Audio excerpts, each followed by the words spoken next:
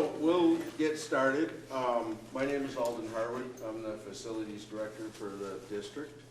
On my right is Cheryl Graves from Efficiency Vermont, and on my left is Howard Mansfield, the CFO for the district. I'm just going to read a little something I wrote, and then Cheryl's going to just give a brief overview of some of the programs Efficiency Vermont has that can help us in some of our efforts, and specifically in schools.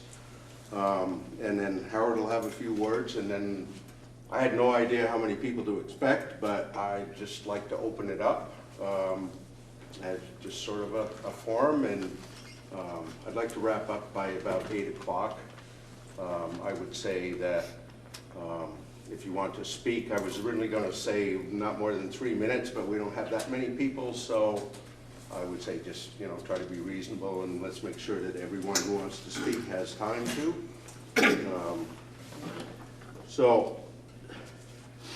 Just a couple quick housekeeping issues. Bathrooms are right down the hall on the left, men's room, ladies' room, if you need to use them. If for some reason the fire alarm did go off and we can't get out of here, there's 2 exits on the back right here to go right directly outside.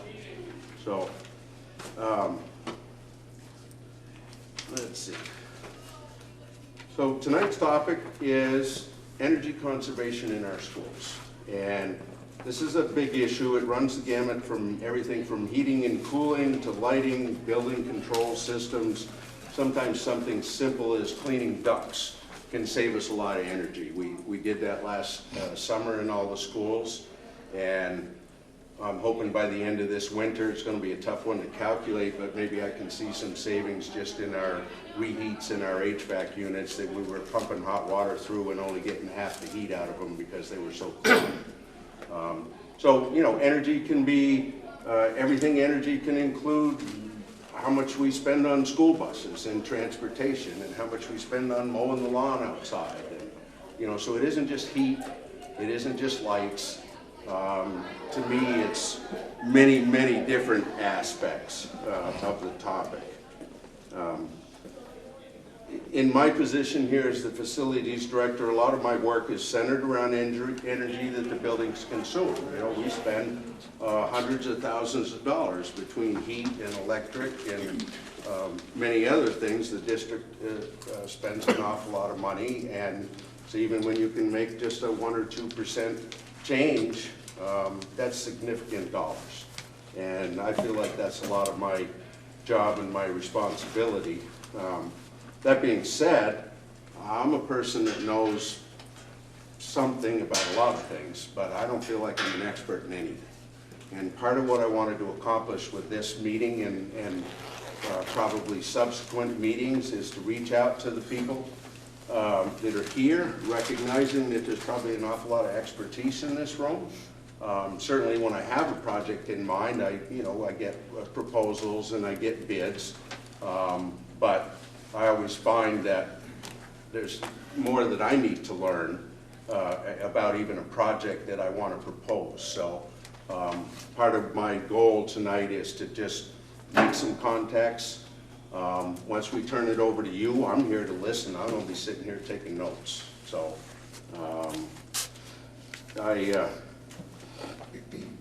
I have my business card here if anyone would like to take my card. If you don't already have my contact info, I'm going to hand around a sign-up sheet. If you'd like to put it in there, just to give me a little bit bigger of a contact list for future things that we might be doing. I did mail invitations to some of the people in the room. We put it on Front Porch Forum a couple of times in the last couple of weeks. I view this is like the first time we've done this. So I view this as just kind of an icebreaker to kind of see how it goes, see what the level of interest is, and we can probably expand on it as we move forward. I do have a microphone here. I don't think with this size we need it, but if you'd like to use the microphone, please do. I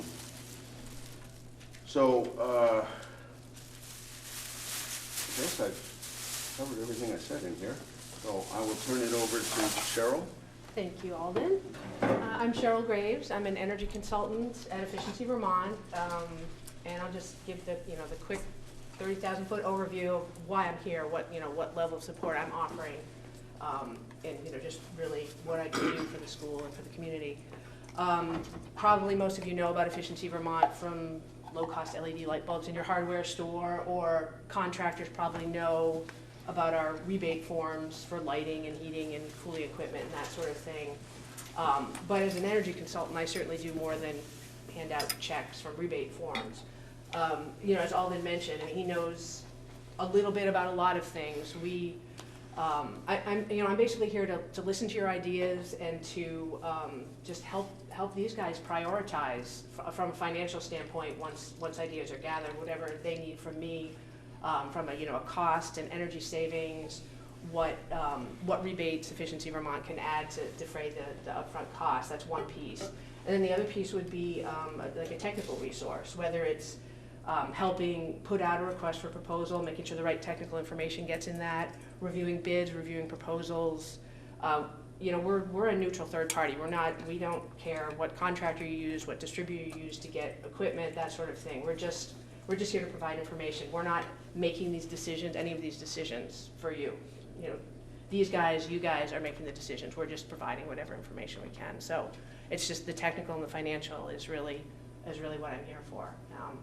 And I'm happy to answer any questions, either during when people are talking or afterwards. I'll be around. So if you have other questions about different things, I'm happy to answer them. That's it. Yeah, hi, I'm Howard Mansfield. I'm the CFO. I've been here for 4 years now. Alden and I have worked together. So one thing we've always done ever since I've met Alden, because I run all the facilities, I'm in charge of them, and I'm also in charge of risk. So when I look at one of the things that I took seriously when I came here is to try to reduce some of the electric bills that I've seen coming through the schools, especially at Mount Abe, were significant. And Alden and I met for the first couple of times, and we both took it upon ourselves to plan to reduce the footprint that we had and the higher electric bills that we were obtaining. We've been successful in doing that, especially in this school. In some cases, we've lowered the bill here about $6,000 a month. So we've done a lot of improvements here. We've done them in the other schools too, but the budget only goes so far. But I think after, concerns about people, being involved in the renovation project and in other areas of the schools, I think we want to hear the voices directly on energy, and I think we have a lot of people that can give us at least an idea what would work here. The thing we just have to make sure is that we consider that, we are going through a bond. If that bond passes, some of the ideas that you may have may be brought into that particular issue in the design phase. So any questions you have, we can address them, but we just want to hear from you. And can I add one more thing too? So Efficiency Vermont has primarily been an electrical efficiency utility where we're trying to reduce electric costs, but we're also able to do look at propane and oil and that sort of thing now. Yep. Not quite in the same scope, but it's also part of it. So it's not just electricity anymore. If you're on natural gas, then we can't do that. I missed your first name. Howard? Howard, thank you. Yeah. We could start over here if you want, if you have a question. Maybe. I actually missed your first like 3 minutes or so of the I introduction. can start over here. I'll start over here Thank with you. Louie, and then I'll catch up. I'll be ready. Thank you. I don't have anything right off the bat. I mean, if anyone else, I guess I could think of a question for that directed at Cheryl, and that is, you're working, across a fairly large swath of the state, or are you just focused in this area? Well, there's a group of us but we work across the entire state except for Burlington. So. And so I guess my question to you would be, how much collaboration has there been with school districts? I love the idea that we could collaborate more with Efficiency Vermont to reach the state goals around efficiency and lowering our carbon footprint. It's really, a lot of it's been guided by what different districts want or different schools want. So as much or as little, it really varies across the state. Some schools are all in, and we've done a lot of work with them, even helping scope out in different schools, and some schools haven't really shown much interest or had the the wherewithal to really engage with us. So we try to tailor it to what the schools want, like any other business that we look at. Schools are just a particular beast, obviously. They have a lot of different moving parts. Do you see a trend, or do you see patterns rising from the schools? I feel like that more, especially as districts consolidate too and are looking at, things are changing, they seem to be reaching out more, and we are also attempting to engage, the larger districts. I would add to that too, that almost every time I have a project that has any, if it's related to electrical or now thermal, one of my first calls is to Efficiency Vermont. We've done relight audits in all the schools and got those recommendations. Some of the HVAC projects that I've done here, they've actually, Efficiency Vermont has assigned me a mechanical engineer. And when Sandy comes down, she has a whole different look on things. I was looking at replacing air handlers, and she looked at me and said, well, sheet metal, why don't you just put new motors on them with variable drives? And that's the kind of help I needed to think a little differently than just, oh, we need a new one of these. So, and that was considerable savings. So. I'm going to stand up because I can't really see you. Yeah, can we ask just everybody when they speak, because Sean's here from ETV, so he's saving it, so we can at least get people's names and where they're from, so if we look back at this and we need to contact people, we can. I think Alden also has a sign-up sheet here that we can sign too, so we can get back to that later. Okay, I want to introduce myself. My name is Fran Putnam. I do not live in the school district, but my grandchildren do. They go to Beeman, so I'm very interested in what's going on here. And I am the chair of the Weybridge Energy Committee, and I've done a lot of work. We've done a lot of work in our town on energy efficiency, and we weatherized our town office and our town garage. So we haven't been able to get our Middlebury School District to take this seriously, but I did want to point out, I don't know how many of you saw this, Addison Northwest Supervisor Union has done something really, really exciting. They're proposing a bond, and it's for all the schools, and apparently they're proposing putting a solar array on the Virginia Union High School roof, which would then provide income, and then they're going to use that to put heat pumps and to weatherize and so on. So my suggestion is talk to them, see what they're doing. If you haven't already, you probably already have. And think of this as a whole systems approach, and efficiency, in my opinion, efficiency has to come first, but then after efficiency, you can think about renewables and then put the whole thing in a package. So, and they had this group called, let's see, Energy, what was it called? It's EEI out of New Hampshire. EEI, yeah, and so this was a group that they worked with that helped them to do this. So I think that's the way to go, is not just think about efficiency, but also, well, is there solar opportunity? When you're doing the renovation here, is there an opportunity for solar? And put that all together. So thank you for allowing me to speak and to be here. I just wanted to throw that in at the beginning. Anybody else?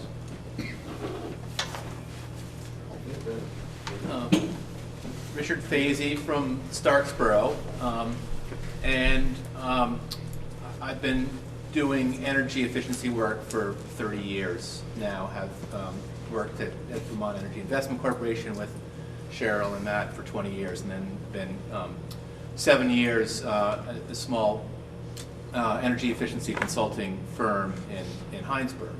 And we've been in conversations in Starksboro specifically about Robinson School there. And so I want to give a little bit of an overview there, and then maybe turn things over to Jeff Dunham, who has a little more specifics about that particular project. But just in terms of setting the stage, as you probably know, Vermont has a goal of moving towards 90% renewable energy by 2050. And that means moving off of fossil fuels pretty significantly. There's got to be a lot of change to both reduce the amount of energy that we use and then transition to wood and to electricity produced from renewables is essentially where we're going to need to end up. And so we would just like to encourage the district to consider that in all the decisions that get made. We're not going to get there as a state and achieve those goals unless each little decision along the way takes that into consideration and weighs the options, but thinks about how that decision in front of us is going to help us take the next step towards that goal. So there's the overarching 90% by 2050 goal, and then there's some specific goals underneath that as well too. And so that's I think just want to reiterate that should be a point of consideration as you think about things going forward.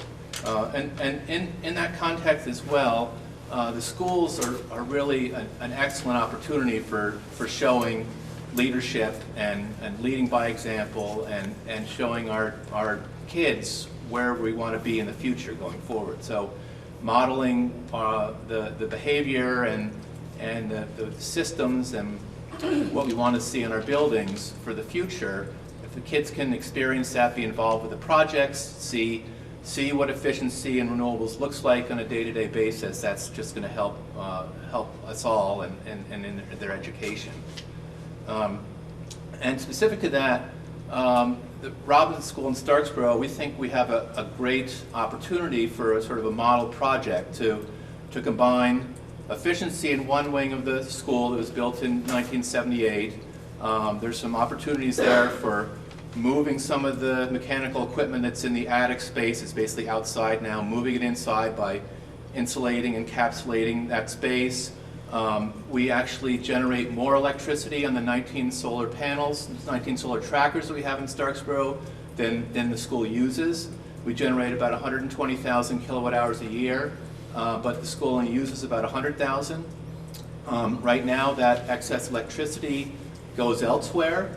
Wouldn't that be great to use that for powering heat pumps that could displace the oil in the school? So there are a lot of details. Jeff has worked up some additional budget items, or we're working towards that. But we would encourage you to perhaps look at this as a project. Maybe we can all learn something from it, meter, track it, see how it works, and then learn from that going forward for the rest of the district.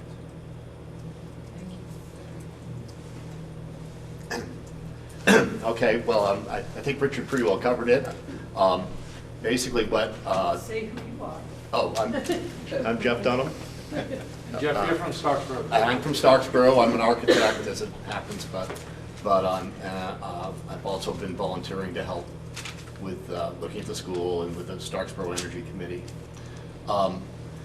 What we have there is a very old school built in the 1800s, two-room school with three major additions, as you are quite familiar, I'm sure.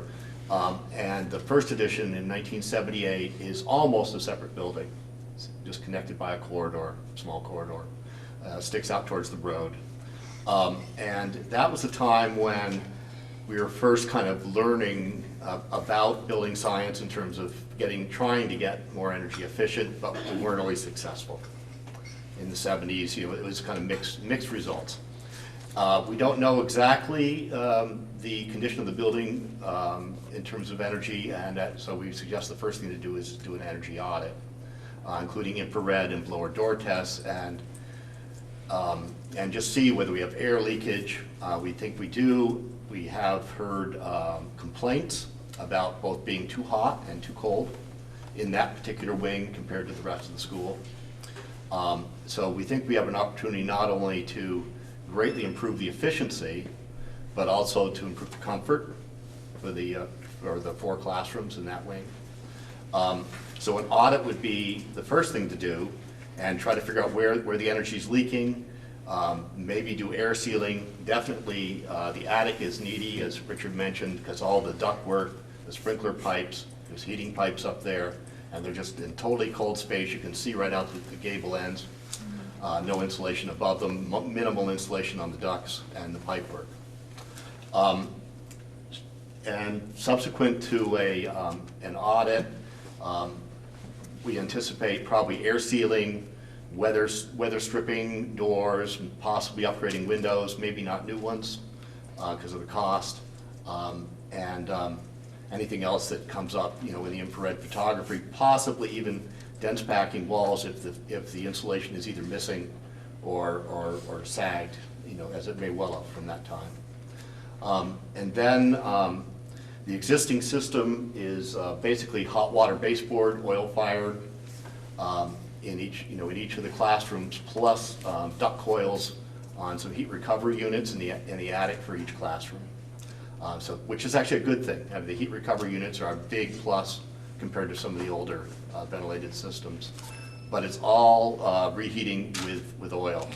So we think that all of those could be taken care of with heat pumps. In other words, one per classroom, one per duct coil, and keep the existing baseboard as backup. Since it's already there, it would be cheaper to keep it than to tear it out, actually. The other place we were looking for changes is maybe lighting, but I don't know what's been done there. So we need to find out. I don't know if the district has done anything lighting there yet. Everything is T8 now.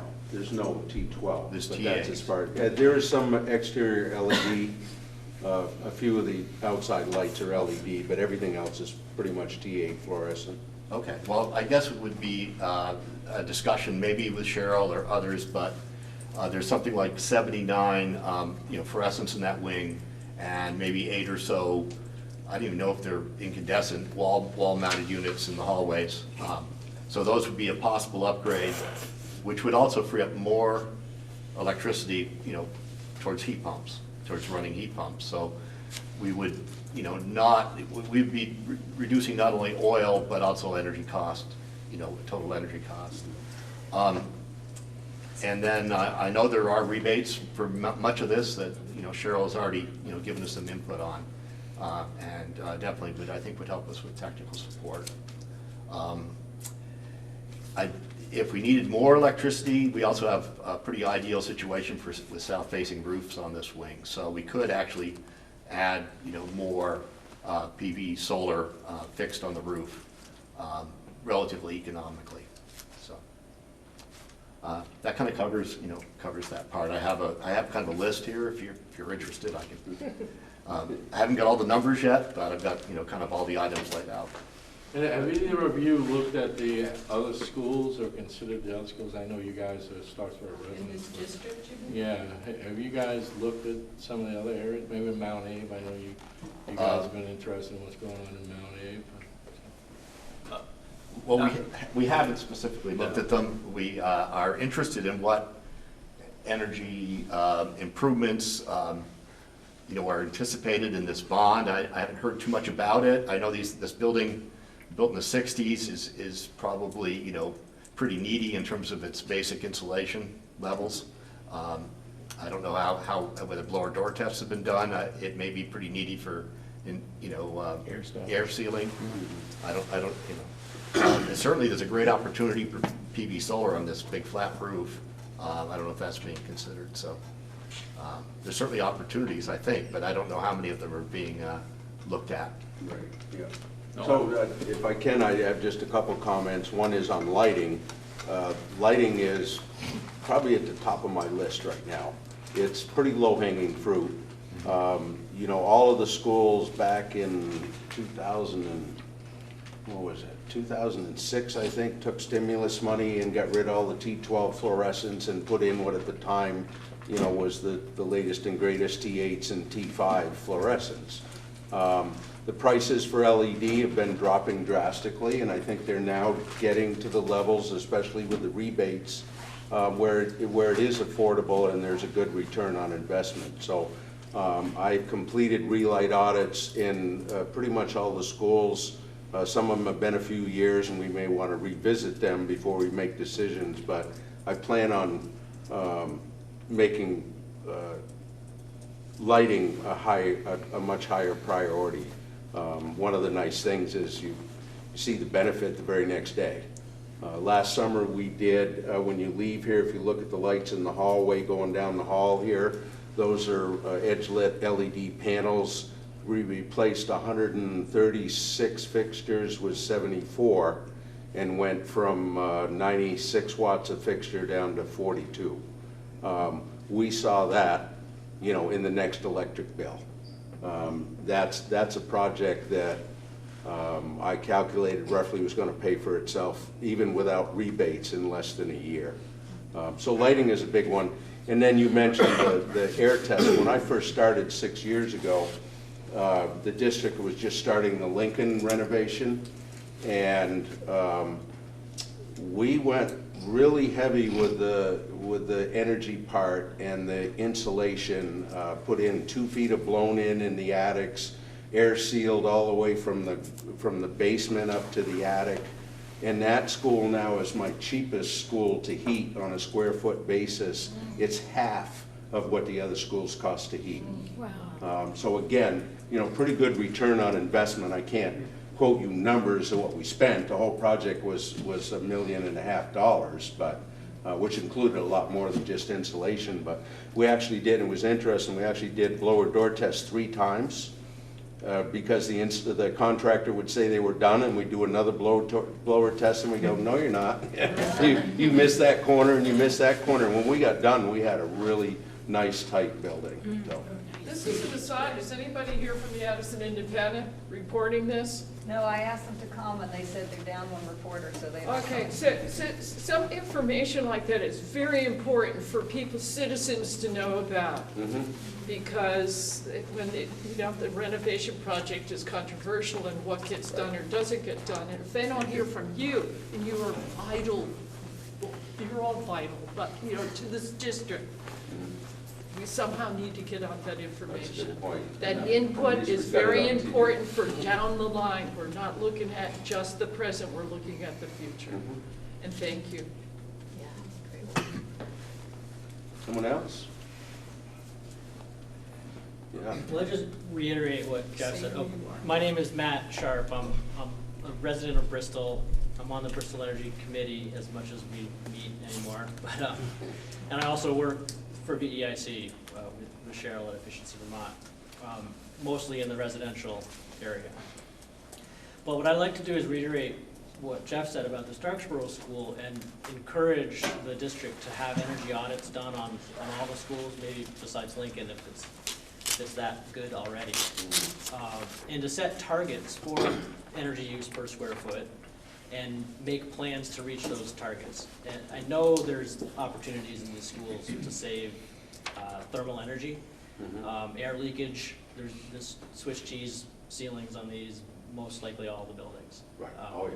So I think there's great opportunity. Efficiency Vermont can now help with some of that, as long as you're not switching to Vermont gas, in which case Vermont gas can help.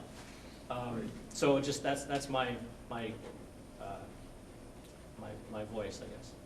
Do you think, Cheryl, that Efficiency Vermont will help support energy audits? Mhm. Oh, you, okay. We would probably do some sort of cost share. Mhm. Yeah. So I was just curious about the Starksboro stuff, whether, was that funded by the town of Starksboro? Was there grant monies involved? What I just talked about? Who paid for your What work? we just did? We're volunteers. We're volunteers. Your volunteers. Which is Okay, why why we haven't gone to other towns yet. We want to get our town done Just trying to get you thought. first. We'd be happy to once we get ours finished. Thank you. That's very important information. Thank you. Yes, sir. I'm John McCormick, I'm from Bristol. I'd like to follow up on Matt's comment about auditing. I had an idea that this meeting this evening was going to discuss auditing in Montague School, but I was wrong about that. So I wonder if we could really focus on the issue of auditing, that it becomes a part of the routine, not every year for every school, but certainly some scheduled auditing and involving students. In 1995, I had the pleasure of receiving a foundation grant, and I hired a professional auditor. And she and I worked with several New Jersey high schools. And from the get-go, we started involving the students. And we had them work through every step of the process. I mean, they were climbing in and out and counting everything. They were a part of drafting the report that went to the supervisor, to the principal. And some of those students actually picked up on the idea that they could become a part of this industry. So I wonder if we could really talk about where scheduled auditing would be required in each of the schools periodically, but certainly having a way to involve the students who were briefed beforehand in an assembly, we're going to audit the school, and now you have an opportunity, if you'd like to join this effort, you will learn a lot, you might even find a career. That's a great point. And the high school does have a committee of students that have worked on different topics. The one they've been on the last couple of years is composting. We're doing a lot with the food waste, but we've also looked at other things. I used to work at Middleburg College before I had this job, and we involve the students in a lot of our projects. And as you say, the outcomes are, you know, amongst other things, you're maybe getting a few kids excited about mechanical engineering or something like that. So, and it was big help. We did an audit of 155 buildings at the college, right down to the level of listing every single motor, and you know what the ratings were on that motor, and then out of that we were able to start working on an upgrade plan for the oldest and the least efficient motors, and you know started replacing dozens of motors at a time. So. Yeah, and Alden's met with these folks too, the students too, on a couple of occasions. The other thing Alden and I do is every 6 months we go around and do our own little inspections of all the schools, not only for safety concerns. We look forward to see what we could do to the schools based on the money that we can use within the current year budget. So Alden and I do that twice a year. The reason I go with them, I have an industrial arts background, but not like Alden, but I do have a certain understanding of things, and it's good for me to see what's needed or what's out there. So we've been doing that now for 4 years, and it's helpful. But the students did write up a lot of things about what's wrong with the school, and we're trying to address them. One of the things they wrote up was about the CRT monitors that we were using in the schools, and we replaced every one of them with flat screen monitors, and the electric bill just dropped like a rock. So those are the types of things.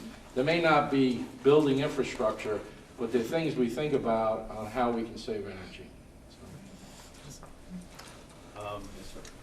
I'm Mike Norris with Norris Brothers Solar Development, and which is a ground mount solar company that my brother and I have been involved in the last three and a half years.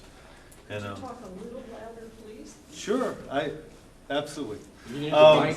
Yeah, here's the mic too. Oh, okay, sure. Is it on? It is now. I have been accused of speaking through my heave, so. So what, I also have a roof mount division that I'm part of. But what brings me here tonight is we just successfully permitted a 500 kW ground mount in Brandon. And we have a solid reputation for building non-contentious sites that are well screened. And with the legislative change in regulations regarding net metering from 2016 to 2017, it's practically compulsory for the renewable energy credits, the environmental attributes of each solar project, to be retired to the utility. And in further legislation, the utility is now restricted from selling those RECs, if you will, or renewable energy credits out of state. Where am I going with this? It's my hopes that Mount Abe would be receptive to looking into researching, exploring an off-taker agreement with the site that we just developed and subsequently are building this year. I have some site plans and letters of support from the town of Brandon, the select board, the planning commission, and as well to Rutland Regional Planning took an exhaustive evaluation of this, and so there's all three committees have written letters of support. So how this, I think, would benefit Mount Abe is contributing to Vermont's renewable energy portfolio, as I understand, is a pressure statewide that municipalities are receiving. To what extent, I'm unsure of, but the amount of net metering credits or money to the GNP bill that this 500 site would generate would meet virtually all of Mount Abe's electrical needs in all of those kilowatt hours, and therefore renewable energy credits would get contributed towards Vermont's renewable energy portfolio. Well, that would be a considerable sum as far as checking the box and contributing to that. Alternatively, I know through some dialogue that we've had that in terms of looking at the roof and the feasibility of a roof site, not only are we developers of ground mount solar, but we're also equity investors. So we could explore that model as well. But if for whatever reason the roof solar project wasn't possible, then we have this very remote quarry site that would not be used for any other purpose or practical purpose, could be used to deliver net metering credits to Mount Abe. The other thing that we do is, instead of having a very rigid contract with Mount Abe or the school district in terms of having to use all of that power at one location, in the event that you had... Excuse me. We can cut that on the microphone. Yeah, great. But is that in the event, through efficiency audits and through energy consumption reduction measures, you find that you're not using as much power or electricity as you once projected, you wouldn't be boxed into the scenario where you'd have to buy it from us anyway. So a couple of these models have evolved in the renewable energy field, and we're basically in a position to be an equity investor and own the systems, but also have a very Vermont, give and take contract, a liberal contract, if you will. So it's my hopes that the board can entertain that, and I have the letters of support and the site plan, if you folks are interested. I had one comment on that, and I was going to bring it up if you didn't, because we did meet with them a few months ago. One of the problems I had and have with the Starksboro solar install is, as Richard said, it overproduces, and we have to pay for that overproduction. So I have felt like there's no incentive to try to reduce consumption under the current agreement that we have with All Earth Renewables, whereas your proposal changes that equation much more to the benefit of the schools. Yes, thank you. Yeah, and just to bring out too, Alden and I have met with many people that, especially from the solar industry, and one of the things we even met with here was somebody wanted to put solar carports on our site here, and they wanted us to decide in, what, 2 weeks was it? That was 2 days. 2 days. It was 2 days, and I said, well, first of all, we have to warn it, and second of all, we got to get the board together. And I said, it's just not logical to even go down that road, and they couldn't understand why. And I said, well, welcome to the school district. Yes, sir. My name is Mike McCarthy. I'm a solar project consultant with SunCommon. And it's really interesting to hear the wide context of the terms of things like off-takers, the consideration of rooftop solar, the consideration of carport canopies, the technology over the last few years, and the affordability and the policy all come together right now to allow you as a school to consider a whole number of options. We're currently working with EEI in your neighbor district in Addison Northwest on a proposal to try to help Virgin's go solar, and that is the one part of their efficiency project that actually is a net savings right off the bat. Is the combination of the renewables with their efficiency, and so I really hope that you do, as some of the residents here, consider renewables as a part of this.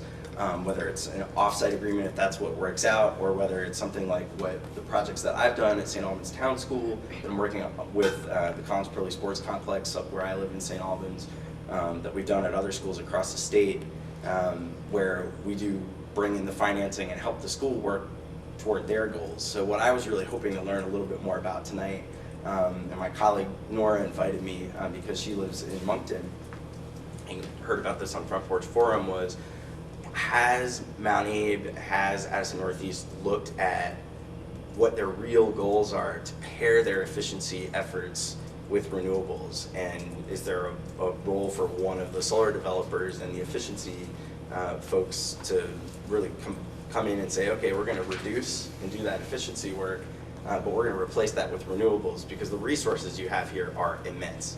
The rooftop resource is great. The vintage of the school and the structural capacity might not be there for it to be an appropriate place for rooftop solar. And if that's not the case, that parking lot that you have is absolutely well situated. And I could see why somebody would think that now that canopy carports have become just barely affordable from a cost perspective, we have investors that are helping us actually help schools do carport solar across the state. So I'm very interested to learn from you kind of what your goals are. Is there an openness to work with a performance efficiency company? Maybe it's a company like EEI or one of the local experts that you have on efficiency, and to pair their efforts with renewables, because the expertise that I offer is typically in developing those solar projects for schools in the right way, and then bringing in financing that really maximizes the benefit. And we did a 0.5 megawatt rooftop project at SATEC. It took 2 years to put it together. So we're going to be around here, and we're willing to go through that that longer process. Thanks for having this community discussion and letting us come and join you. So the short answer to your question is no. Right? But this is sort of why we're here, okay? And Richard and Jeff's work in Starksboro kind of inspired us to talk more, and they were putting a lot more energy into it than I had, and I much appreciate that. And I think that started us thinking about, well, that's great, we got some interest in Starksboro, but we do need to look at all 6 buildings. We've got over 350,000 square feet total in the district of buildings.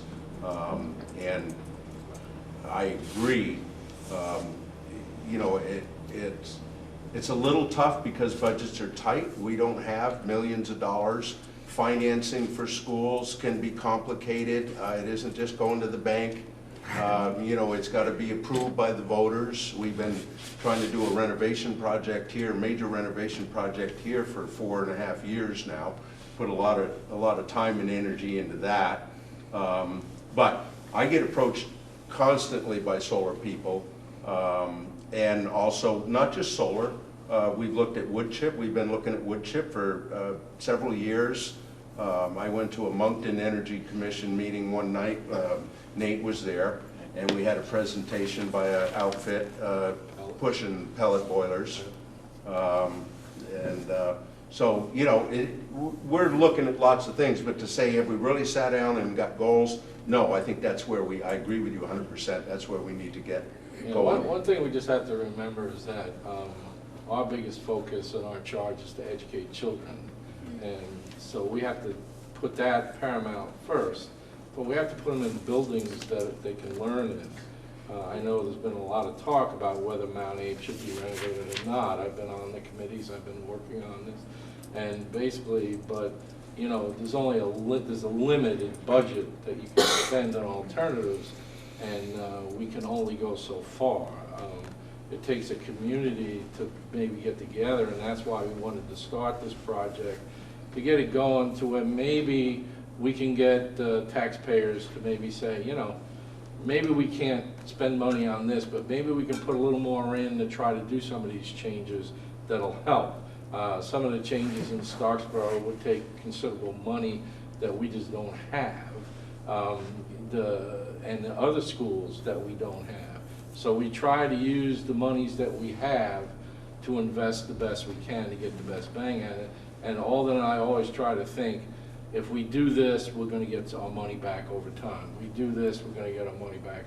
We do this, we're not going to do anything. So, you know, but sometimes it's certain other conditions that maybe make you make certain decisions that may not be environmentally beneficial. So, you know, so money is a big aspect of it. Yes, sir. Again, I'm John McCormick of Bristol. We may have a critical mass here of persons who really could bear down on something called the town dump.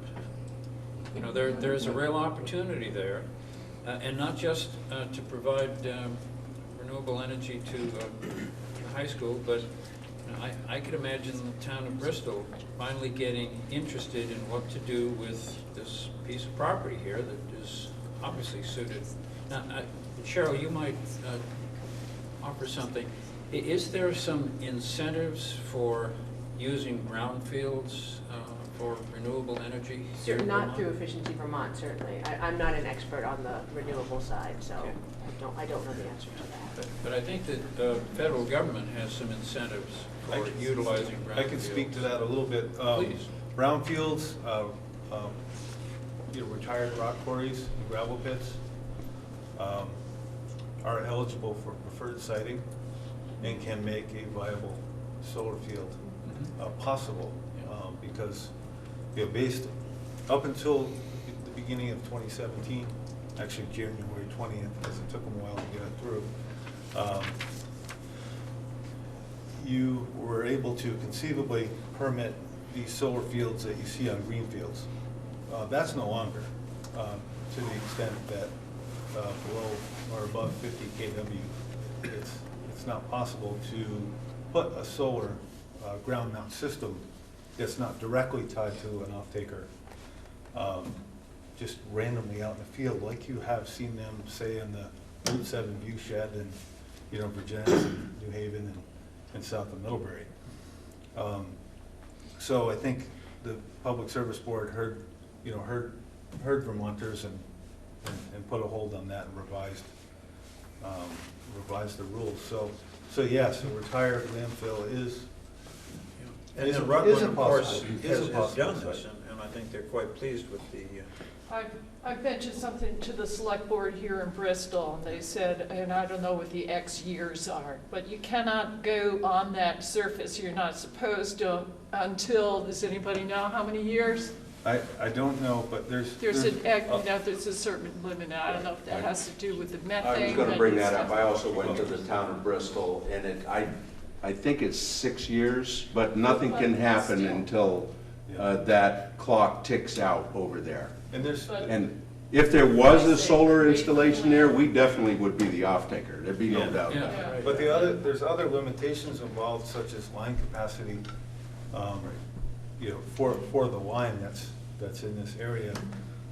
So it could be extensive as far as necessary line extensions. Did you say line as in line, As- L-I-M-E or L-I-N-E? LINE as in the grid or the power line, in order to, because the power that's generated at a solar field isn't always used by the off-taker. It's very conceivable that at different points in time, the solar energy that's generated would actually go upstream and out to the grid. And the utility has to have the infrastructure in place in order to support that possibility. So there's, if you will, there's a gauntlet of, possibly anywhere from 10 to 30 criteria that need to be met in order for these systems to exist on the ground specifically, and even on the roof. So. Well, the clock is ticking on this 6-year limit, which I don't understand why 6 years and not 5. But it's gonna take some planning. It's gonna take several years perhaps to even put together a project. I would say when the, at midnight of the 6th year, I think there should be a go. And the municipal buildings and the furniture factory down there, the internal medicine, I mean, they're customers as well. I would say it's worth pulling together a subcommittee to really start looking at what do we do on first day of the 7th year. If anyone's interested, we can probably pull it right here together. Hi, my name's Megan Zinski. I'm a resident. Give it a microphone. Sure. You have to push the button. Push the button to turn that green light up. Give it a try. Can you hear that? There you go. Yeah, thank you. Hi, I'm Megan Zinski. I'm a resident of South Starksboro. I'm also a member of the Starksboro Energy Committee. I come wearing a few different hats tonight. I'm also the current president of the American Institute for Architects, and I am a practicing architect. I specialize in high performance buildings, net zero buildings, and I also come from a background of being an educator. And so I'm really inspired by the opportunity we have in front of us here, both kind of looking at this from a pedagogical approach, as well as from an energy efficiency approach. And I think as we're kind of, I'd love to see us embrace this opportunity to stitch together some of the ideas that we've heard tonight related to benchmarking and starting to do some of the audits, and how do we really bring the students into the piece of that to help engage as a learning opportunity. I think we can also be great mentors with our buildings to show the students how much we care, and for our communities as well. I think there's also some really cool opportunities out there that maybe don't cost anything. And prior to coming to Vermont, I was an educator at the university level, and we really worked with students at the college to work with local high schools and middle schools to engage them to basically create inter-school competitions, because while we like to reduce load from looking at energy efficiency and insulation and air sealing as well as renewables, all of which we should do, there's also a great opportunity to educate the users inside the buildings and to draw down the loads in different ways. And so I think there was, we saw some great success around creating challenges between sort of 6th grade classrooms of how they could basically draw down their energy usage. And I think finally, one thing that hasn't been, I think, quantified and often gets overlooked related to sound building science and energy efficient upgrades is the healthy building aspect of it. And so the indoor air quality, those benefits, and this has been something that's been sort of a touchy-feely aspect that I think has been hard to quantify, but recently the Syracuse Center for Excellence and Harvard have both released studies showing the benefits for cognitive function, test performance, productivity, and also overall kind of longevity and the health benefits. So I think if we can give that gift back to our students, that's a pretty powerful thing, and I think there is actual science out there to demonstrate what fresh air, what good quality light. So while we're looking at LEDs, when daylighting is an opportunity, I think there is good quality LED lighting makes a health benefit.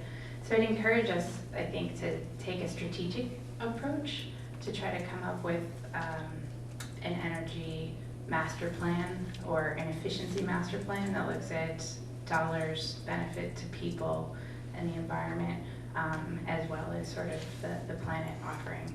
So, and I think feasibility studies can do that. This isn't something that's going to happen overnight, but if we could have a 10-year plan of these are the 3 things we do this year district-wide, I think that we'd be in good shape. Just to let you know, the Mount Abe original bond did have a lot of light to get natural light into the building, and it had a considerable budget on it too, Alden, from your recall, and that bond failed. We did have one in the original proposal that failed again, and some of those we had to take out a little bit because of the money aspects, but some of them are still in, so I just wanted you to know that. We're trying to bring as much natural light into the building as we can, so.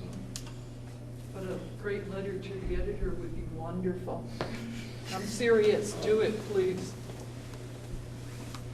Well, I'm hoping that this group will go out and talk to more folks to expand the group, and the next meeting we'll have maybe 2 or 3 times as many people to really get some really other ideas, to get some movement into people that, you know, may want to push to this and put some dollars behind it, because it's going to be tough. Right now, we only have a 1% increase in the budget that's going to be brought forward to the voters for this, for the next vote, for our first union budget for the district. And, you know, and certain things had to be cut to make, you know, things work there. And so we only have so many things that we can really do with the money that we have. So a lot of the money that basically is in this budget that's for construction fund is mostly for Mount Abe. So at this point. There's a couple of people that didn't speak. Would you like to speak before others? Well, I would just say that people have done such a great job of saying what I would like to say, so I would just say yes, yes, yes, yes, yes, yes. It's basically what I'd say. I just can't say it as well as they did, so. And I'd like to go back to this lady, because at first you weren't ready in your seat yet, but maybe you can bring something up that, yeah, sure. I'd be happy to. My name is Jennifer Vanlock, and I'm from Bristol here. And my husband and I, a number of years ago, did an energy audit of our home and energy efficiency steps, and it's just amazing how much money we're saving now because of the changes we've made in our home, and it's more quiet now. So energy is pretty near and dear to my heart, and so I was very happy to hear about this meeting tonight. I'm glad I could be here. But a gentleman over here had mentioned that the state goals of, I think it was 2025, 25% of our energy would be renewable. By 2035, I think it was 40% renewable, and then by 2050, it would be 90% of our energy would be renewable. So I took, I figured that, you know, the children who are at school right now, let's say seniors' average age is 17 years old. So by 2025, where 25% of our energy in the state would be renewable, those kids would be just 24 years old. It's not very far out.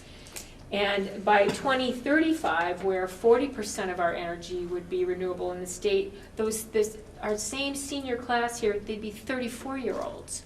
And then by 2050, where 90% of our energy would be from renewables, they'd be 50-year-olds. They would be middle-aged adults. And I'm just thinking that, you know, we're sitting in this time here where, depending upon the choices that are made, we could put out a lot of, the citizens here could put out a lot of money changing what we have. You know, my husband and I have an oil burner, oil in our home. And if, you know, we could either go in a direction that isn't sort of in alignment with where the world's going right now. You know, if you look at us as part of a global community, I'm thinking of places like Denmark and Germany and France. I mean, every day they're making such amazing strides with so much more of the energy in their country being from renewables. So it's like, in my view anyway, the writing is on the wall where we're going as a global community. And I'm thinking about what our community has done here at the high school already with the wood chip project here. Forward-thinking, amazing, so proud of our kids and everyone involved in that project. And I'm just thinking that, you know, if we were just to get everybody in a line with the writing that's on the wall and moving towards smarter, cleaner, safer energy, which is where we're all going anyway, we could actually maybe save our community from making investments in stuff that's going to be obsolete in a very short time, given that our kids, you know, the seniors here are going to be 50 years old when 90% of this, you know. So I guess I just wanted to say that, and I had a couple other little thoughts here. Let's see, I love the idea, this gal back here, she's something else, and I hope you latch on to her. Yeah, She's totally. pretty amazing. I was thinking that you know, maybe here in Vermont, we might be able to create some award system among the schools. You had mentioned a competition between schools, but wouldn't it be wonderful if our schools could be working on, you know, what would be the most innovative projects, that awards could be given to schools for coming up with really innovative projects that really reduced our energy costs, which you were talking about, and I was getting really excited about the savings that were involved. You know, and I'm thinking, wow, what an amazing learning experience that would be for the children if they could get excited about saving money in their town too. With you know, I think that Bristol is, we're at a place where we could be great leaders. We could join this effort and just really inspire one another, and just really show the kids here that, you know, we want to provide a future for them that is safer and cleaner. You know, as like an act of love and caring for where we're going in our future with all of this. And I also loved the idea about the landfill on that 7th year. I know we have an energy committee here in our town, Matt Sharp. So I'm thinking, wow, what a wonderful project for the energy committee to begin with. You know, if we could get going on that, and then when the first day of that 7th year comes about, I mean, I'm thinking about the potential of saving our community even more money and raising up Mount Abe as like this. We are an amazing community. This is an amazing school, and you know, we're all kind of on the same page of supporting our movement, supporting ourselves, and going in a good direction. So I guess that's it. But thank you. Thank you. My name is Nora Wolf. I'm a solar community organizer and educator for SunCommon. I also live in Moncton. A couple of things are really exciting for me as an educator, both in my former kind of pre-SunCommon life and then also in SunCommon, is thinking about, as we're working with schools, is what the educational component is to these solar projects, as well as the other energy efficiency projects that schools are doing. So that gets me really excited to think about all these projects that you guys are mulling over. What might be moving forward both in energy efficiencies and then renewables is what education and kind of awareness is, because I think, like what you were saying, is these kids are not that far reach from voting and being a part of their own energy committees and moving into that chapter. So if we can help foster that in this work, it's even better, and to think about how both with the energy efficiency work and then also with solar being able to have money coming right back to the school is really exciting to think about. And then the other thing, just, I don't know if you guys have thought about it in Starksboro, but with the overproduction on your solar, is doing group net metering with the town hall and sort of, and doing that sort of work so that that energy isn't just getting lost to GMP, but rather is being utilized. And it might already be. We have another set of trackers that feeds all the town. Oh, That's another yeah. 5, so. So maybe there's, yeah. Heat pumps. Yeah. You can use all Yeah. that for heat pumps. That's right. Yeah. Yep, won't be a Yeah. problem to use it. No, Yeah. we can use it. Even doing like a little community solar in the meantime before you get there, but I was just, didn't know kind of where there are opportunities so you don't have to lose that investment, I think. But yeah, this is exciting. So I've thanks for also been hosting this. watching the storage component of this very closely, because that's going to be a total game changer. Yeah, You that's know, I mean, right. basically, I think then you're going to be able to put a solar installation anywhere you want. Yeah. And so, and that doesn't seem that far away. I don't know that much about it. Well, and there's a but- big one going in Panton real Yeah, soon, so, right. yeah, Well, I was gonna- Mike knows a lot about it too. I was going to ask you about that because I understand Mount A in particular, a big part of their energy cost is peak electricity. Yes.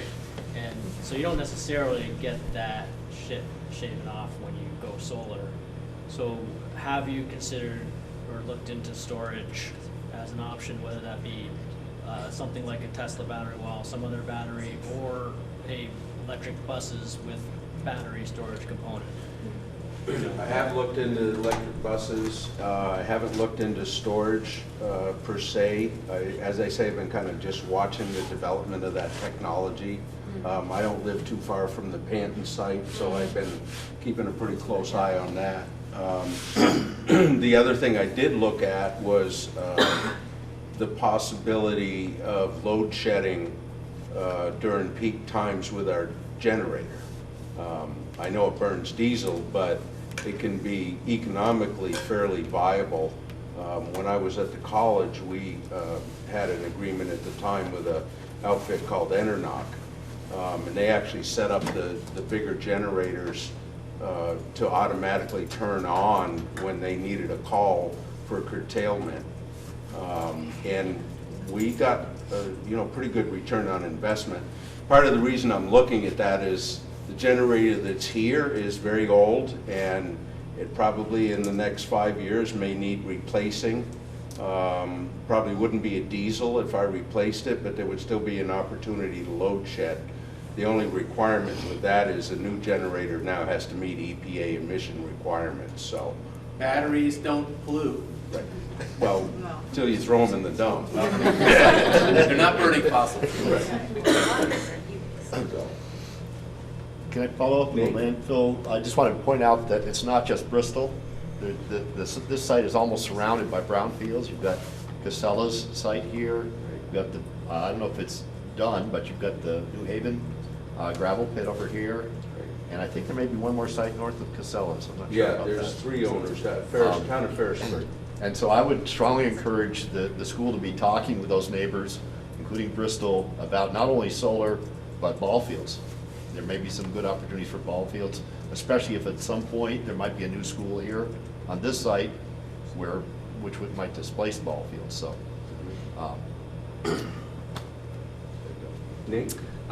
So Nate Palmer, I'm on the Moncton Energy Committee, have been for several years. As Alden said, we looked at a potential boiler, do some wood chips at the school, and at the time, of course, the gas company was coming along, and the school board decided, well, we ought to just kind of chill out and see if we can hook up to the pipeline. And I'm really feeling good about what I'm hearing here. It's like everything's going in the right direction, but in my little part of the world, our select board wants to use that school as an anchor for the gas distribution in the town. So I'm trying to figure out how to educate my select board not to make a quick move that's going to put us in, not a good situation. We should be moving away from fossil fuels, obviously, and our school is the best place to do it, and it's a perfect place to educate our kids and everything. So not only do I want to be here to help out what's going on in the district, I'd like to be able to take something back to our select board and say, hey, maybe we ought to look at the bigger picture here and do something intelligent. So that's a tough one. There's all these different groups and everything, and we got to kind of get a little better education going on where people are talking better, and everybody, the left hand knows what the right hand is doing. We're a unified district now. Well, same thing's happening in Beaman too, because of the gas. I can tell you that I don't have any plans to hook up to gas at any of the schools. But that decision is primarily driven by economics. Yep. All right. So right now, switching over to gas doesn't do anything for us. So, No, it doesn't, but we need to get but that I word mean, out. there's certainly other issues there. There's philosophical issues, there's environmental issues around that whole topic. I have been approached by Vermont Gas, and I didn't spend a lot of time with them. So. Good for you. Great, thank you. Yes, sir. My name is Steve Gates. I'm a Moncton resident. We own Yates Family Orchard, and we're a net zero home and business, small business. In our small life, my professional life, I'm the solar division head for Peck Electric. We installed the Canton site, many others on the Route 7 corridor, several for Suncommon. Have a large operation. Business has been viable since 46 years ago. Are you entertaining non-bid contracts, or are you generating an RFP? Are you looking for a consultant group to produce one? Because it sounds like we had lots of ideas and lots of things here, and any one of us could bring a proposal You mean contract. specifically about solar? About any kind of project. Are you any kind of renewable? This meeting is basically a listening meeting for us to get ideas together. I think once we, digest, and I think the ideas that have come out of here tonight are pretty good. And basically, and I think Alden and I have a lot of work cut out for us to try to figure out how do we get to the next meeting and what do we do for the next step. And I think if you guys could help us out with this, I think it would be a great idea, and that's why we wanted this meeting. And I figured if we could get ahead of it, right, the Mount A project, you know, what impact it'll have on the Mount A project, I don't know, but we still have changes that'll go on in the other schools, and you know, we're just hoping to listen to come up and see. Technology's changing all the time, so we don't know. And the other thing I just want to say is, New York and Massachusetts, I have kids living in both of those states, and their schools, 80 to 90% are funded buildings by the state. Right. Here we get 0.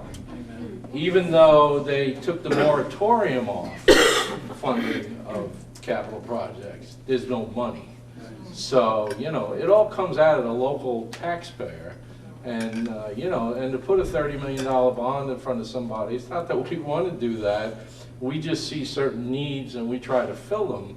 But I think overall, without that aid, it gets much difficult to bring these to the voters.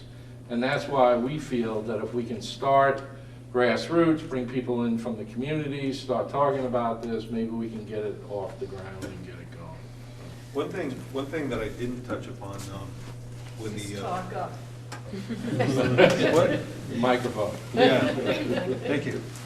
One thing that I didn't mention, that's part of the off-taker agreement with working with the equity investor and then purchasing the net metering credits is, in that model, the school does not have any outlay at all. What they're going to do, they would get a discount based off their purchase of net metering credits from the project owner, who would be me. So that would be an immediate benefit without any outlay, again, and an annual discount each year starting from year 1 to actually, the benefits of it actually scale up each year and track inflation. So, and I think it bears repeating, there would be, say, $150,000 or $160,000 worth of electricity that would go towards the Vermont renewable portfolio, and that would start at year 1, which would be this year. So if it was to take 6 or 7 or 8 years for an owned project or an on-site project to get off the ground, that's a lot of renewable energy credits that would be allocated to Mount A's efforts. So I just wanted to explain that there was an immediate financial benefit as well as meeting the Vermont portfolio or contributing to the Vermont portfolio. Thank you. So I'd like to respond to your question a little bit. We don't have any specific projects right now outside of what the architects have proposed for the Mount A renovation, but one of my assignments right now that I've been working on for several months already is to basically bring up to date and renew a 5 or a 10-year plan for the district. And I've done a lot of that. So I've done the windows and the septic pumps and the driveways. The one I really haven't done is energy.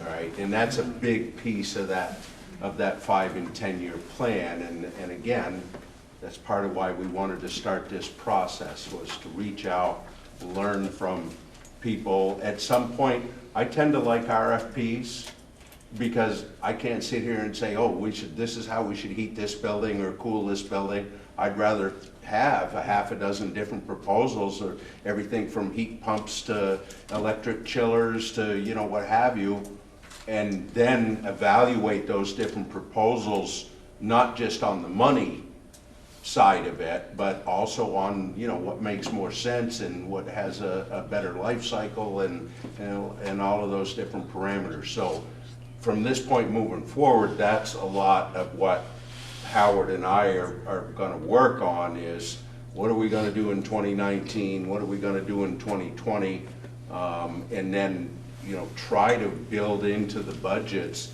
I've been in this job for 6.5 years. And I feel like I've had really good response from school boards. I've gone to them, and when I first started, and said, you know, the state and the country has this history of deferred maintenance. The cycles have been do nothing for 20 years and then have a multi-million-dollar bond. When I looked at the Starksboro project, which was a little under $2 million, and I use that as my model to this day, I said, that's $100,000 a year, more or less. If you gave me $100,000 a year for that school every year for the last 20 years, you wouldn't be voting on a bond, because everything would be right up 100% all the time. So, you know, that's a little different approach, and I feel like I've had a lot of luck with the boards kind of laying out that model and asking, I know budgets are tight, but at least keep me going. You know, for years there was nothing done at Mount Aid. And then there was a need for more space, so they did the middle school addition, and then finally the wood chip came, but even that was a struggle to pass, you know, a $5 million project, which is now paid off though.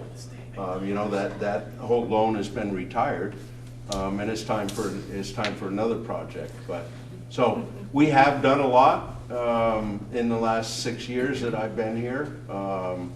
In each of the schools, and I'm hoping we can continue to do that and even accelerate that. And we hunt for rebates, especially for Cheryl, because basically tax credits do They've been us- very good to us. Tax credits do us no good. So when people come to us commercially and say they can do this, it's like, you know, you can't talk to me about tax credits because they do me no good.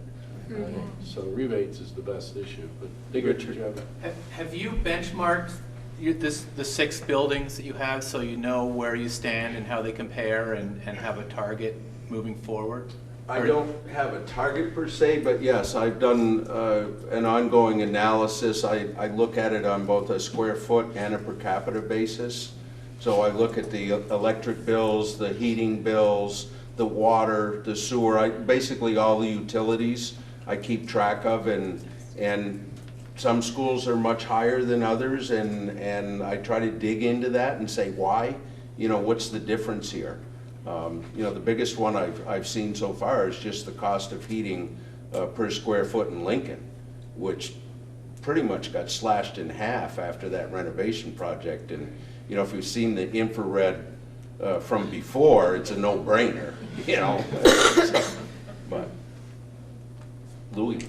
That in itself is fabulous information that I really wish that more people knew. And I guess toward that end, I'm on the Starksboro School Board. I'm going to do a write-up of this meeting, some of the highlights that I've got, and at least share it with the unified board. Because as a board member, I know that you know, you guys can't really be taking instruction willy-nilly or even advice from unsolicited people, even though this is a public school. So it's important to try to, I think, try to codify in some way, instruct, you know, put it in our foundational documents. You're right, it's not part of education, but being a public building, there are lots of ways in which it can be part of education. And it's certainly the investments and the returns that we see, like up at Lincoln, are things that can be shared easily across the district. So I'm just concerned about that aspect of it. You know, that we need to, I think it'd be great if all the 5 towns had active energy committees that were pushing ideas towards their representatives to the unified board, or to the school advisory councils, which will be forming this spring for each of the buildings in the district. And a report that comes out, goes in the Addison Independent, so everybody in the district can read it. I was going to suggest that there's enough expertise here and enough interest that could you form an energy advisory group of citizens? We've talked about it. And you have all the names there, and just Yes. get No, people we've who are talked willing to about put it. time into it. Yeah. And they could advise the board. Yeah. And Right. I agree, it should be done at the district board level, not just Mount Abe, not just each school, but, really have a plan. We're sort of in a creep mode right now because we've got to convert everything over. We're converting right. properties and Yeah. buildings and financial accounting and everything, and it's really consuming a lot of our time, as all you know. I did it. And we are trying to set up some sort of committee. I have had a conversation with the superintendent. He didn't feel like he wanted it to be a formal committee of the board, that he wanted it to be a little more informal. We haven't really discussed it much more, but it is certainly part of my thinking with this process to get started to say, hey, how much interest do we have? And if we have enough interest, then I think at some point, I'd certainly be in support of having an advisory council or whatever you might want to call it, a group just like the town energy committees do have. Unfortunately, only half of the towns in our district have an energy committee. So, you're right, Louis, it would be nice if every town had one. And we try to be open, like, I wasn't here on January 6th, I was gone, but I did watch the tape of your 5-town, most of that, so I do get involved and try to at least get ideas from what I'm reading, what I'm seeing, and we do talk about it, so. Yes, sir. Can anyone in the room tell me that there's a geothermal potential in the Champlain Valley? Can anyone speak to that? You mean ground source heat pumps? Ground source heat pumps. They just did that at the Huntington Village School, right? I don't know the name of the school. I've got one in my house. I think, yeah, there's someone in Bristol who has one in their house. We have several I- customers I'm that wondering have if them. it's something that UVM's geology department might give us some ideas that there could be an untapped potential that we haven't really, and it speaks to your 2050 potential here, that there would be a long-term program. but- We've talked about it, plus the one that went into the St. Michael's dorms, I believe. I was very familiar with the company who did that, because I'm friendly with them and I know what went on there. And they're also in the water business, and they put them in some of their own homes, so I've seen the impact of that too. So I like geothermal. The question is whether we can afford to do it in all the schools and how we can do it. So that becomes another issue, but it is worth talking about, so. There's also an electric cost component to those as well that you have to figure out where Exactly. that balance is, because Yep, that exactly. is a big component. But the one thing I see is beneficial because a lot of people have converted those and now they have air conditioning and they have the heat component, which is beneficial. And that's a consideration too. We're finding that the schools are being used more and more. I mean, this place runs 18, 20 hours a day, year-round now. And cooling is something that gets brought up all the time. Nothing's off the table at the moment. So. Except the cash for it. Yeah. Right. Yes. My name's Patty Heatherly. I'm a citizen retired teacher, live in Bristol. And not to predict my death or anything, but most likely in the next 20 years I'll be dying. And before I die is the idea of I leave behind a legacy. Not that I have a lot of money, but if I say, okay, I take my $1,000 and I give it for renewable energy in my community to help my public buildings. And there may be a certain population of silver-haired people who are willing to do that. I'm just throwing the idea out there. I was wondering about that too, like really tapping into what are the possibilities that we're not used to thinking about for money, Who would be willing to, who cares a lot about this and who would be willing to help out in some way? I don't know, but. There are worth companies opening our that have minds. done some of that here in the school. Say that again? I'm losing my hearing also. Can you repeat that? I said there are some companies that have done some of those types of things in this school. In this school? In this school. I'm from Bristol Electronics, I'm one of the owners, and we have done some work in the auditorium because we'd like to see what we are given returned into the community in some way that's going to pay it forward. So we've done a couple of things that it felt good for us to do, and we don't do them to get credit. And I think we've got a lot of solar installers in this room. But I would like to see all of us pull together on all parts of this, not just the solar parts, because we all are agreed that renewable energy is a great thing, but there's also reducing our usage that has to be in the forefront. In one of those, a couple of years ago now, Alden and I talked about the pool. A lot of people complained that the pool was costing us a lot of money, and so we came up with the idea of putting a pool cover on the pool that would be an automatic pool cover, so it's not in use, it could be done. And it didn't at first really get a lot of support. So we did do it, and now we see that people really like it. It has helped, we feel, save some energy, evaporation of water with that cover over it. So we feel it's done a lot of good. The other thing we got from it was, what came with it was a unit that can help bring kids that are handicapped into the pool and use of the pool. So sometimes when you do things, you get secondary benefits from them, and that was something that I felt really good about. So. And it is great stories like that that need to be shared with Donna on newsletter, good news, you know, written by kids or just volunteers. As I said when I sort of had my opening remarks, that the whole energy thing isn't just about solar or lighting or heating. Yeah. You know, the pool cover was a good example. The rooftop unit that ventilates the pool is run by a humidistat, and it never came off 100%. It ran 100% 24/7. Now, when we put that pool cover on, within 5 minutes time, that unit goes down to about 35%. Wow. So. That's great. And how many air handles have we changed in the schools? We've changed all the big ones in the gym and the auditorium. From Put fixed those to on manual variable drives. to variable drives. Yeah, I mean, there's lots of things we've done, and a lot of them don't show. Yeah. The pool cover does show. You know, new ventilation units on variable speed drives, people don't normally see.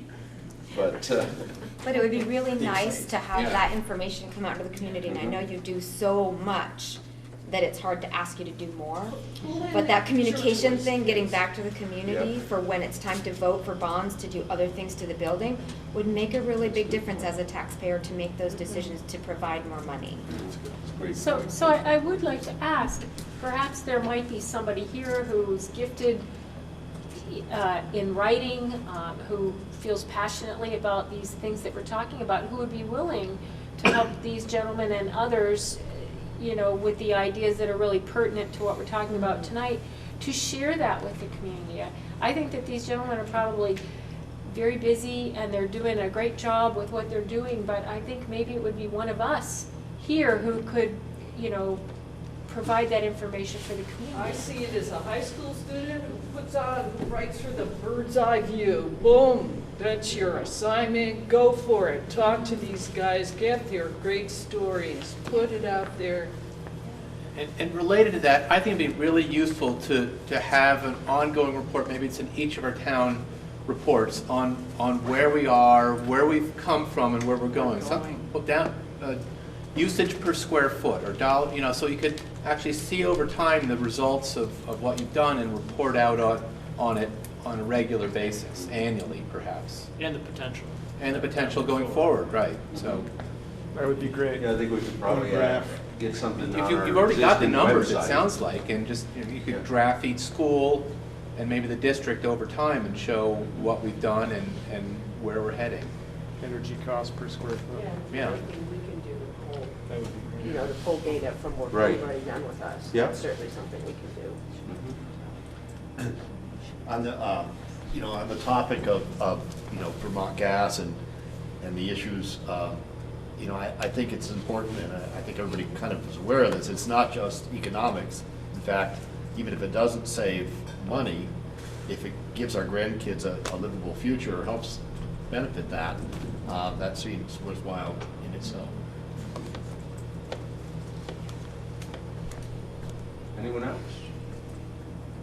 How many people feel that this meeting has been helpful in a lot of ways? Two hands. Totally, yeah. It's the start that stops most conversations. I certainly appreciate you all coming. I've got a page of notes here, and as Howard said, some things to think about, some great ideas, stuff I hadn't thought about. I, like everybody else, kind of getting my rut of, you know, here's my 60 hours that I got to work on this week, and it's jogging me to think a little bit differently, so. How many people here would be interested in being on a committee of this type?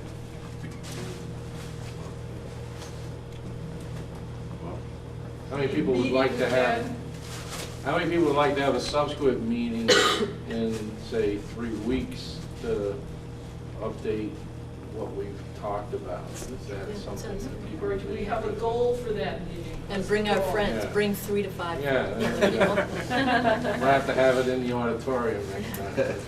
Yeah. Can't do that until the winter I musical's know, over. we have to wait till the music. They won't let me in there. I'd just love to throw out there, there are going to be discussions about the bond. There's like, on Thursday night, I think it's like a informational meeting about getting the word out about the bond. But I'm very hopeful that there will be opportunities for the kind of ideas that have been expressed here tonight to really sink in as much as possible into the design and some of that work. I hate to think that it's sort of a done deal. I don't think it is. No. But I think the more these ideas and the folks in this room can sort of keep a little pressure on and go to those meetings where that bond is being discussed. I think that's going to be really important. I can't be there on Thursday, but I don't know if Alden can. But, you know, I think as we get closer to the bond, I think it's important to have these things out. You know. But I think if we can schedule another meeting in 3 weeks, people sound like they would attend. So. What's your idea on the 3 weeks? Tell me more about why you're thinking 3 weeks. Just because I think I'd like to have at least another meeting before the bond vote, and maybe we can get more community members to come. And I think that's a takeoff of what we were saying too. If more communities coming to give more ideas is a goal, which I think is a very good goal, how can each of us help to get the word out? How will we know when that meeting's going to be? And how can we help you to How get the did word all out? of you hear about it? That's what I'm curious about. I got a text from a teacher that's here in school. Okay, anybody see it on Front Porch Forum? So that's a good way to get the word out. You know, we can put flyers in the town halls and, you know, around. What would be the goal of the next meeting? Well, I think we'd want to at least sit back and maybe talk to Cheryl and have some conversations. Maybe you all could send us messages of maybe what you think you'd like to see at the next meeting, and we can go with that. So, I would suggest not having a meeting for the sake of having a meeting. no, but I let's, understand. you know, Yeah. That's not the intent. No, I understand that, but. Well, I'm curious, as a preliminary goal, it sounded like there was some benchmarking data and some of the information is available, and I'm sure Cheryl, through some of the work that you've done already, some of that exists. Is it reasonable to assume that in 3 weeks, there could be, for each of the schools, sort of a energy usage or energy cost? Because then it seems like if we could take that back to our town meetings and share that information in informal ways, it may be too late to get it into the reports. Sure. That seems like a great start, and we at least know what the ground is and where we can go. Actually, I don't think it is too late to get into the town reports. I think Those are all They've been to the printer. Oh, they are? Gone, yeah. There's sometimes a chance for other business, though. Like at the end, you could stand up and say, hey, this is some information I want to share that's pretty exciting or whatever, you know, or where we're at. Well, you know, I do have the list of who's here Nice. tonight, so I had a smaller list that mostly of contractors that I did a mailing to for this meeting tonight. Certainly I can expand that. Anyone who has more comments or ideas, please take my card. My email is on here, my phone number is on there. Don't call me after 8. I text them at 2 in the morning. Now it's horrible. Yeah. I know I've often seen information about the forums, about the bonds and other things happening in reference to the district on Facebook as well, and I know that they gain a lot of traction, and it's an opportunity to get to folks if you don't hit Front Porch Forum on that day. I think that could be a great way to gain traction to the next meeting. Sure. Yep. Yeah. And how are we going to involve the students in some way, because we are all not the recipients instantly of Right. what we are doing? What How we are may gonna want to that? do is we can probably meet with the club, the energy environmental club. group. Environmental group, Yeah. right. Hot idea. So there's an environmental group. Yes, they're there's an great. environmental So group. let's Actually, see if we can't get them here. That's a great idea. Yep, yep. Make a note of that. Yeah, we spent most of last year with the compost thing. That was their main thrust. And, It's perfect. and we actually did, part of that was paid for with an Indiegogo fundraising. And then we got a grant from Solid Waste of $6,000. And so now we're composting all of our food waste. It's working out pretty well. I still philosophically think that the goal should be to not have food waste. But, Yeah. you know. Big steps. Next, that's next on the list.